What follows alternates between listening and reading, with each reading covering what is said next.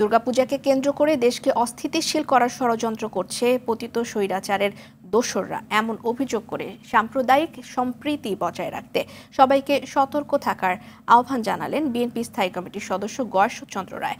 জিয়া মঞ্চের ৩১তম প্রতিষ্ঠা বার্ষিকী উপলক্ষে শহীদ জিয়ার মাজারে শ্রদ্ধা নিবেদন শেষে তিনি এই কথা বলেন।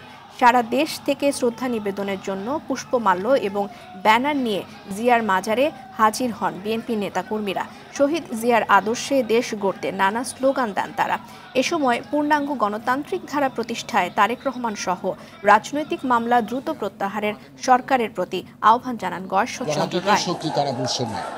তারা হয়তো একটা সাবরাইজ করার চেষ্টা করবে, তবে বিএনপির পক্ষ থেকে ইতিমধ্যে আমাদের নেতা তারেক রহমান সাহেব একটা ঘোষণা দিয়েছেন, এবং যে সকল অঞ্চলে সকল পূজাকে আমরা দেখভাল করব, আমরা জনগণকে নিয়ে নিরাপত্তা দিব, এবং সেখানে আমাদের নেতৃত্ব যদি ব্যর্থতা হয় তাদের বিরুদ্ধে যথাযথ ব্যবস্থা গ্রহণ করবে।